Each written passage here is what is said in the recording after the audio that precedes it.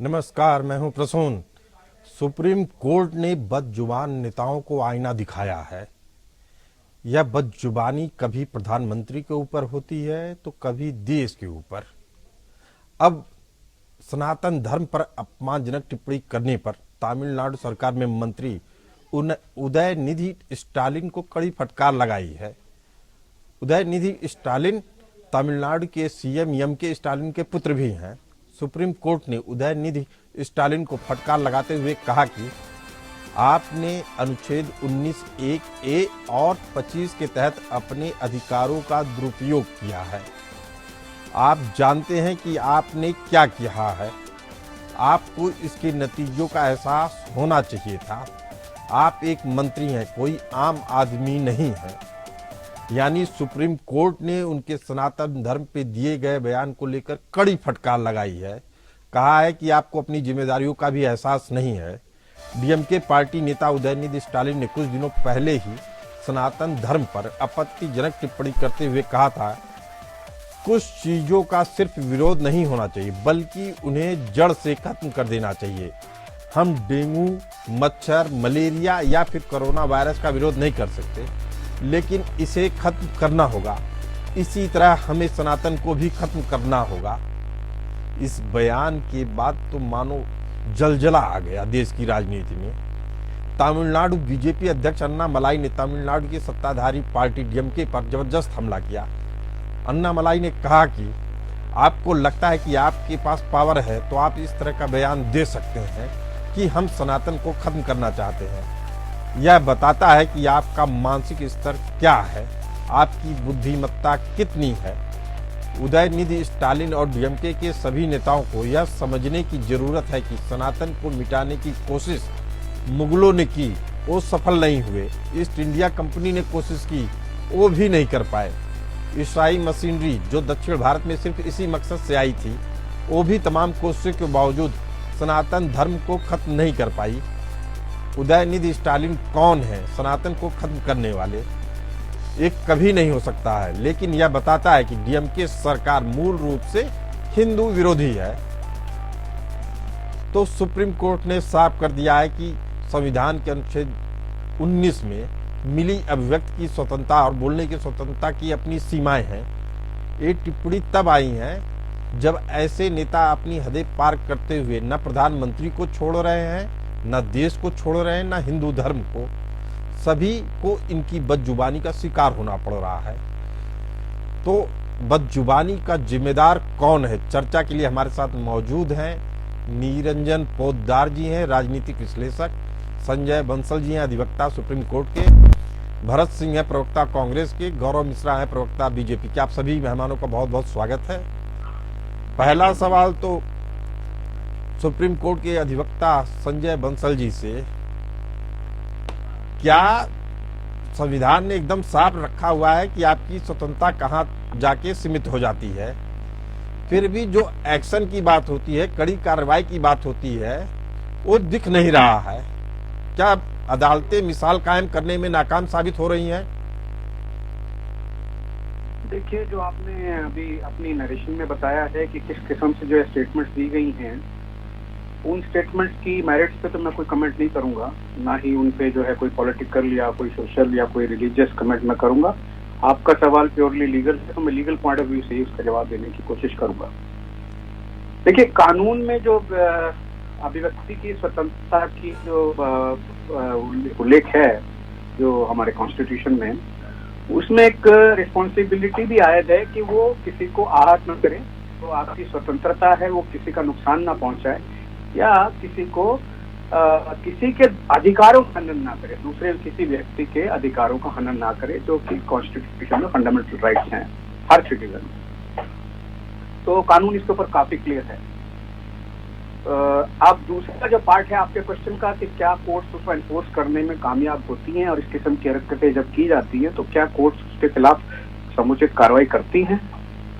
तो ये सवाल का जवाब देने के लिए मुझे कुछ चांसेस को रखना पड़ेगा आपके सामने।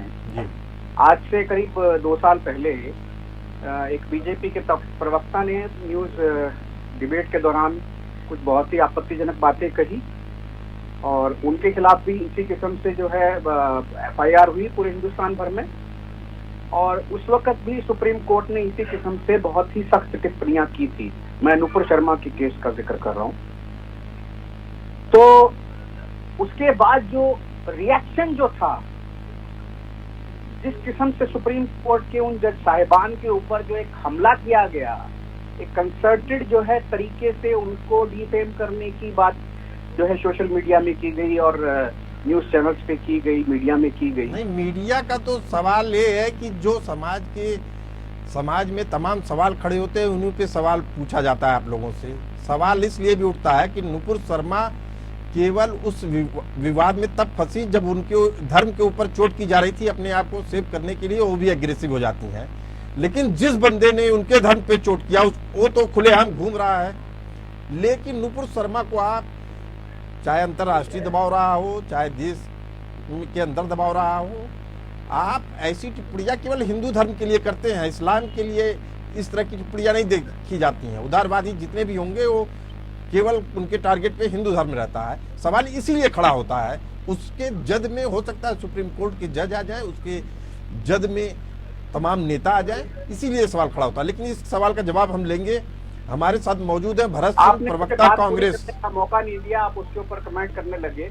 यहाँ पर मैं आपको ये बताना चाहता हूँ कि धर्म कोई भी हो, सब धर्म सम्मान योग्य होते हैं जी। और कोई भी अगर उसको जो है उसका अपवाद लेके अपनी जो अभिव्यक्ति की आजादी है उसका दुरुपयोग करता है तो कानून को बहुत सख्ती से उससे निपटना चाहिए, इसमें कोई शक नहीं है। लेकिन अभी तक वो मिसाल कायम करने में वहाँ आती है जब हम सिलेक्टिवली कोई इशू को उठा के उसको अगर प्रोपेगेट करने की कोशिश करते हैं, दिक्कत वहाँ आती है। मैं सिर्फ इतना जी। संजय जी, मेरा सवाल यही था कि अभी तक वो मिसाल कायम होती हुई दिख नहीं रही है, इसलिए यह सवाल पूछा गया।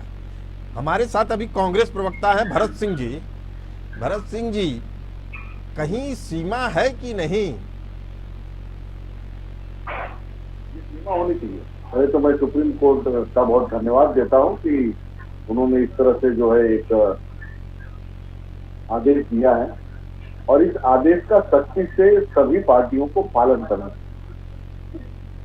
क्योंकि जिस स्तर से राजनीतिक तौर पे स्तर गिरता जा रहा है राजनीति का, जिस तरह से हेट स्पीच जो है वो दिया जा रहा है, कहीं ना कहीं वो समाज के लिए भी, हमारे देश के लिए भी ये ठीक नहीं है। लेकिन ये भी समझना पड़ेगा प्रसून जी, इंडिया हेट लैब ग्रुप ने एक सर्वे किया था। उस सर्वे में बताया कि 75% हेट स्पीच अगर कहीं दिया गया है तो बीजेपी शासित राज्यों में दिया गया। अगर आप इसे दिखा सकते हैं तो ये देख लीजिए, पूरा डाटा है मेरे पास। मतलब 75% जो हेट स्पीच दिया जाता है वो भाजपा शासित राज्यों में दिया जाता है। आखिर ये ऐसा क्यों? महाराष्ट्र में 118 दिया जाता है, उत्तर प्रदेश में 107 देखिए, आप दिया जिस जाता है। सर्वे कंपनी का नाम बता रहे हैं कि उस जिसने करवाया है उसके अतीत को भी खंगालेंगे तो कई चीजें आ जाएंगी। लेकिन अभी हमारा विषय उस सर्वे कंपनी के बारे में नहीं है। लेकिन हम एक दूसरी बात कहना चाह रहे हैं, क्या कभी इस तरह की टिप्पणी इस्लाम धर्म के खिलाफ दिखाई देती है? क्या आपको उदारवादी, सहिष्णुता, ये सब केवल हिंदुओं के लिए बना है क्या? आपने अच्छी बात की है कि जाति धर्म से ऊपर उठ के इस पे एक बड़ी बात रखनी चाहिए कि आप इस तरह के अपमान की इजाजत किसी को नहीं। भरत सिंह जी ने बहुत अच्छी बात कही है। हमारे साथ मौजूद हैं गौरव मिश्रा जी, प्रवक्ता बीजेपी। आपके तरफ से भी कई बार इस तरह की बयानबाजी आती है, भले से आप प्रतिक्रिया में इस तरह की बयानबाजी करते हो, लेकिन फंसना क्यों है इस तरह की बयानबाजी में? प्रश्न जो बिल्कुल महत्वपूर्ण प्रश्न किया है आपने।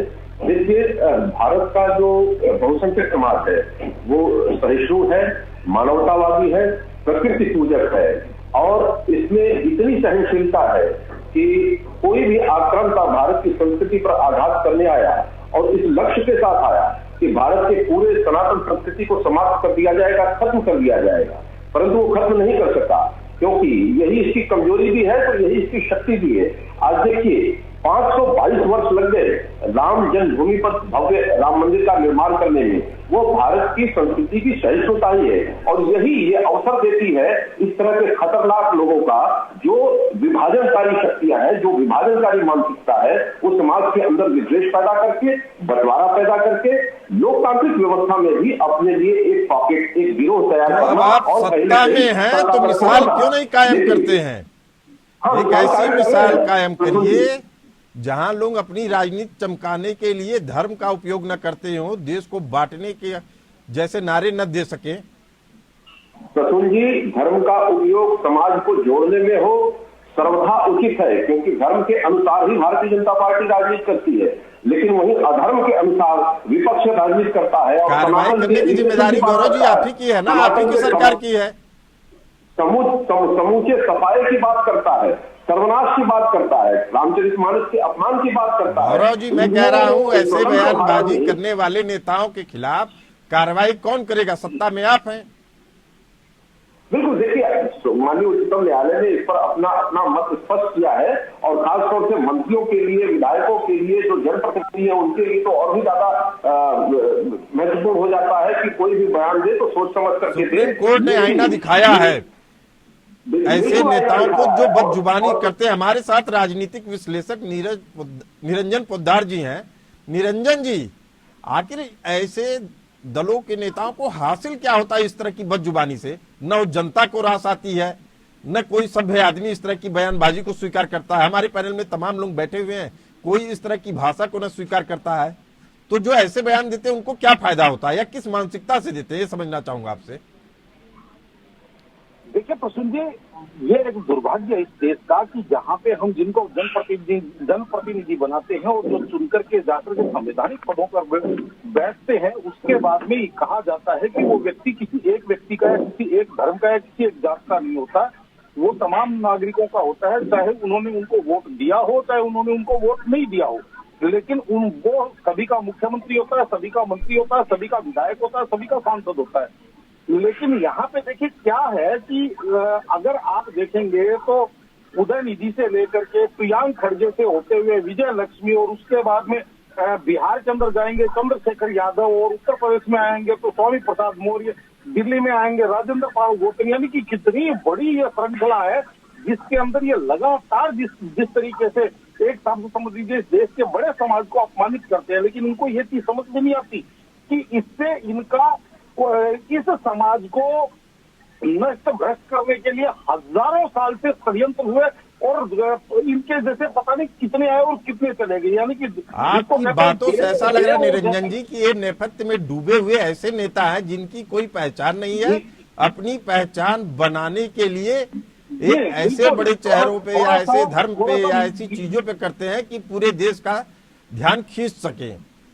सुप्रीम कोर्ट के आईना दिखाने के बावजूद एक दिन पहले टीएमसी के एक नेता फिर प्रधानमंत्री के ऊपर बदजुबानी करते दिखे। सुप्रीम कोर्ट की फटकार के बाद भी नेताओं की बदजुबानी नहीं रुक रही है। ताजा मामला है टीएमसी विधायक रामेंदु सिन्हा राय का, जिन्होंने एक रैली में बयान देते हुए कहा कि अयोध्या में बने राम मंदिर को अपवित्र स्थल घोषित कर दिया उन्होंने, और कहा कि एक मंदिर बनाया गया है और किसी भी हिंदू को पूजा करने के लिए राम मंदिर में नहीं जाना चाहिए। রাম মন্দির তৈরি হয়েছে, আমি মনে করি অপবিত্র রাম মন্দিরেতে ভারতবর্ষের কোন হিন্দু যেন পূজা দিতে না যায়, ওটা একটা শপিস তৈরি হয়েছে, ওটা শুধু একটা শপিস তৈরি হয়েছে। तो ऐसे नेताओं की जुबान पर लगाम कौन लगाएगा, बड़ा सवाल है। आपको बता दें कि हमारे साथ इस मामले पर चर्चा करने के लिए संजय बंसल जी अधिवक्ता हैं। संजय जी, आखिर क्या कारण है तमाम कोशिशों के बावजूद एक के बाद एक देश के कोने कोने से कोई न कोई नेता इस तरह की बदजुबानी करता दिख रहा है अदालत के आदेश के बावजूद?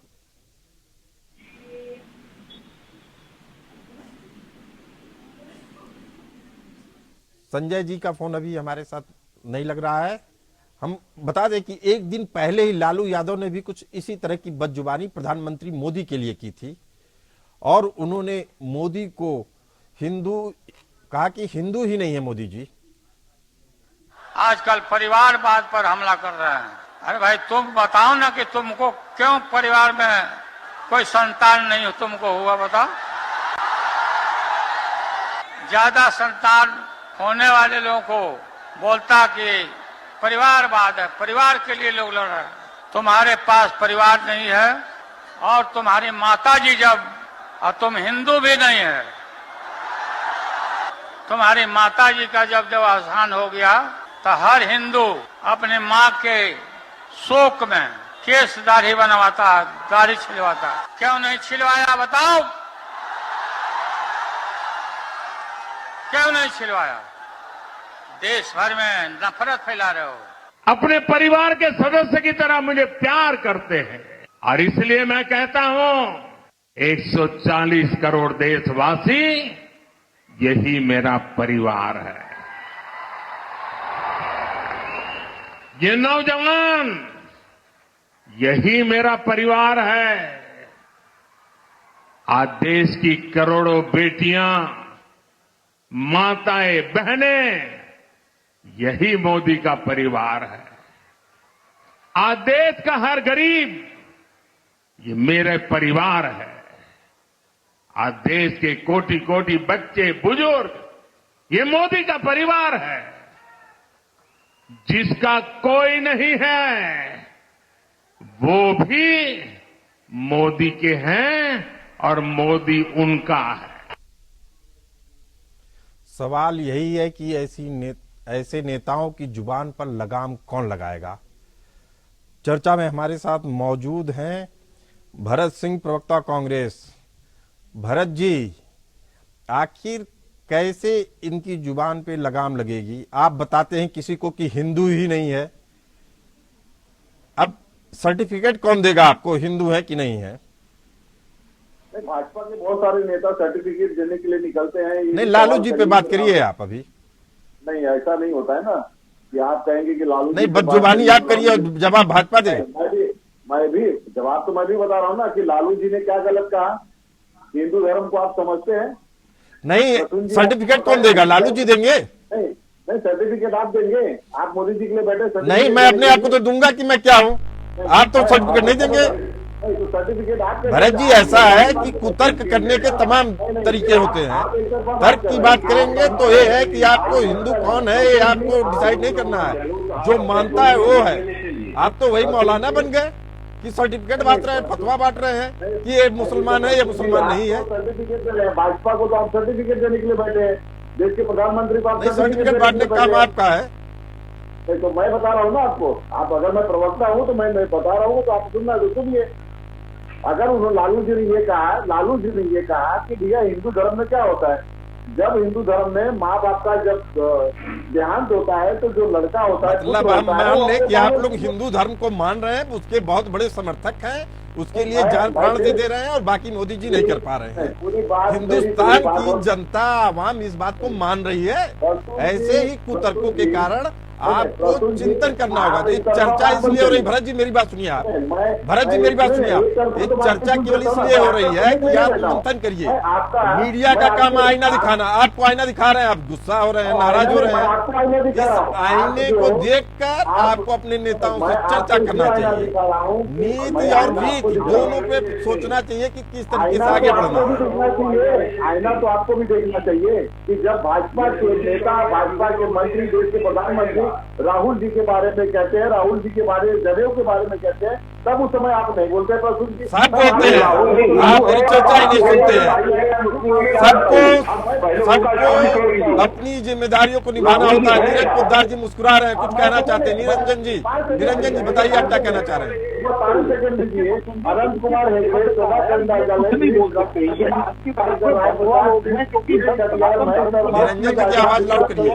साक्षी महाराज, संगीत इन लोगों के बारे में आप बात कही जाती है। जब सनातन धर्म को कुष्ठ और कैंसर जैसे रोगों से तुलना की जाती है, उस टाइम भरत जी की जबान तालू से चिपक जाती है, क्योंकि ये कांग्रेस के बंधुआ मजदूर है, ये बोल नहीं सकते। या तो ये राहुल जी लीग में भी आते हैं, मजदूर है। क्योंकि मैं ये चीज बताना चाह रहा हूँ, मैं अगर किसी भी पार्टी का सदस्य हूँगा और वो पार्टी अगर मान लीजिए मेरे सनातन धर्म के ऊपर उंगली उठाएगी तो मैं मुखर होकर उसको उसकी मुखातिब करूंगा। लेकिन आपकी प्रवक्ता बनकर क्या करते हैं, या तो ये भी उस सनातन धर्म से बड़ी खबर आ रही है, सुन लीजिए भरत जी, आपके लिए झटका है।